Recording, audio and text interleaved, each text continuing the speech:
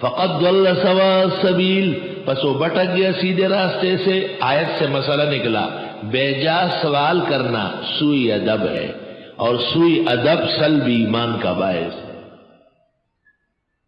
نامناسب سوال کرنا، اور جو باتیں آپ بیوی سے کرتے ہیں اس طرح باتیں ماں سے کر سکتے ہیں کیا؟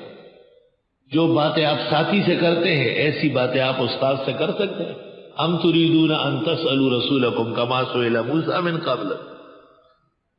تو ایک مسئلہ اور معلوم ہوا، التأدب فی التساؤل، التأدب فی التساؤل، ادب سے پیش آنا چاہیے پوچھنے میں۔ ایسے سوالات جو بے ادبی کے باعث ہے، ایسے سوالات جس سے ایمان کو نقصان پہنچ سکتا ہے، یہ اپنے نہیں ہوتے، کسی کے کہنے سے ہوتے ہیں۔ اللہ اکبر۔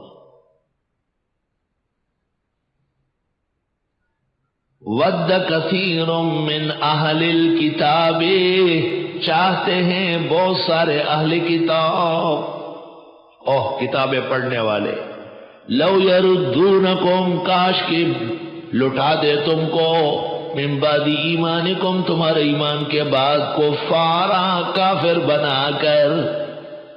ایسے ایسے سوالات تم سے کراتے، حسدا من عند انفسہم، یہ کینہ ہے ان کے جیوں میں، من بعد ما تبین لہم الحق، بعد اس کے کہ واضح ہوا ان کو حق، فاعفو، معاف کرو انہیں، واصفحوا، درگزر کرو، حتی یاتی اللہ بامرہ، یہاں تک کہ لے آئے اللہ اپنا دوسرا فیصلہ، ان اللہ علی کل شیء قدیر، بے شک اللہ سب کچھ کر سکتے ہیں۔ یہ معنی کرو، بے شک اللہ سب کچھ جو کرنے کے لائق ہے، الہ اور معبود کی شان کے لائق ہے، وہ سب کچھ کر سکتے ہیں۔ سارے جوابات ہو گئے اس میں، قدرت علی القبح، یہ وہ سب ختم۔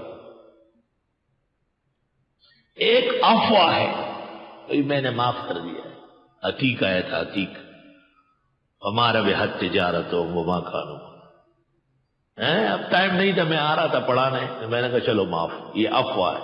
ایک صفحہ ہے، صفحہ کے معنی کہ اس کا اثر بھی آپ پر نہ آیا، سبحان اللہ۔